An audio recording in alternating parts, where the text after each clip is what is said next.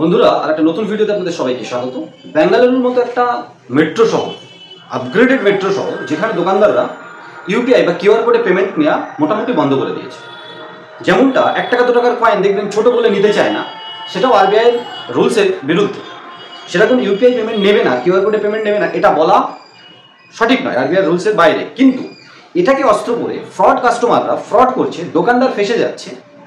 আর এই চার্জব্যাক বা UPI payment নেওয়ার পরে যে প্রসেসটা, কেস হয়ে যাওয়া, ব্যাঙ্ক অ্যাকাউন্ট ফ্রিজ হয়ে যাওয়া এবং অনলাইন না করেও দোকানদারকে ফেসে যাওয়া এবং উকিল, পুলিশ বা সাইবার ক্রাইম ডিপার্টমেন্টের একটা অদূরদর্শিতা, সেটার জন্য দোকানদাররা কিন্তু ইউপিআই পেমেন্ট নেওয়া বন্ধ করে দিয়ে নিচ্ছেই না। আপনার শহরেও খানিকটা সেরকম। আর যদি আপনি নিয়ে থাকেন তাহলে খুব সাবধানে, সেভিংস অ্যাকাউন্ট পেছনে লাগানো আছে এরকম কিউআর কোডে পেমেন্ট নেবেন না। যদি কোনো চার্জব্যাক লেগে যায়, 8টা লেয়ার পর্যন্ত যদি কমপ্লেন হয়ে যায়, উইদাউট ইনফরমেশন আপনার ব্যাঙ্ক অ্যাকাউন্ট ফ্রিজ হতে পারে।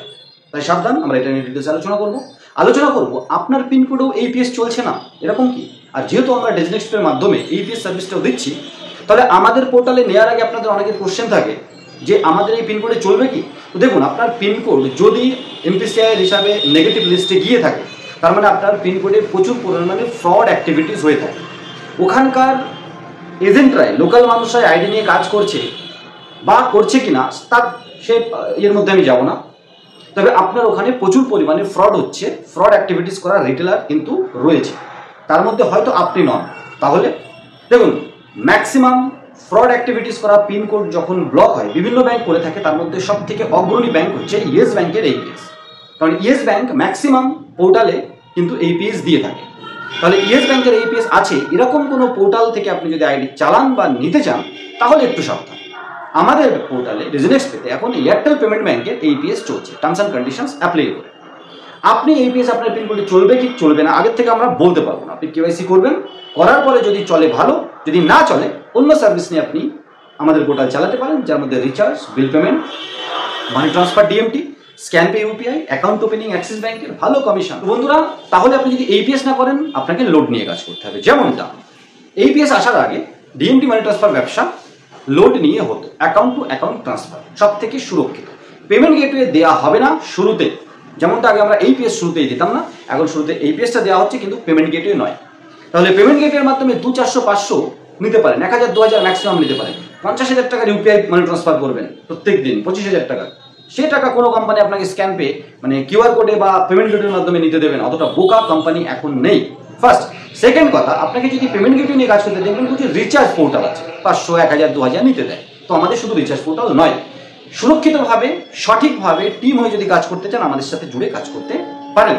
ইউপিআই পেমেন্ট নেওয়ার ক্ষেত্রে আপনি যদি সেভিংস অ্যাকাউন্টের কিউআর কোড ইউজ করেন, আর সেই কিউআর কোডে পয়সা আসার পরে যদি চার্জব্যাক লাগে বা কেস হয়, তাহলে কিন্তু আপনি চরম দুর্ভোগের শিকার হবেন।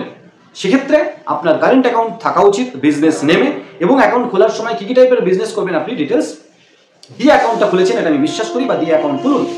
তারপরে ওই ব্যাংকে গিয়ে বলুন আমাকে বিজনেস মার্চেন্ট কারেন্ট অ্যাকাউন্টের যে কিউআর কোড হয়, মার্চেন্ট কিউআর কোড, সেটা দিন।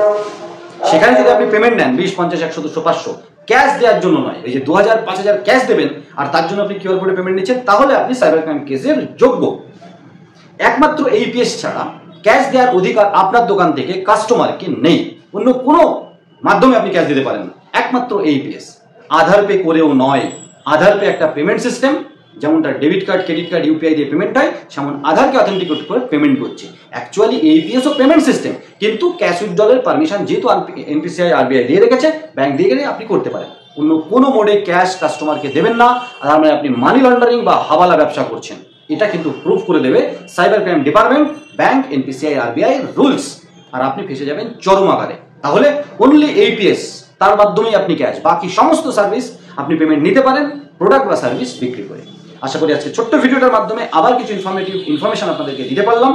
ভিডিওটি স্কিপ না করে দেখার জন্য অনেক ধন্যবাদ। নতুন একটা ভিডিও খুব তাড়াতাড়ি, সবাই ভালো থাকুন, সুস্থ থাকুন, আর আমাদের সাথে থাকুন, কারণ আমরা আইএনডি টেক জোন ইউটিউব চ্যানেলের মাধ্যমে সবসময় আপনাদের সাথে আছি, পাশে আছি।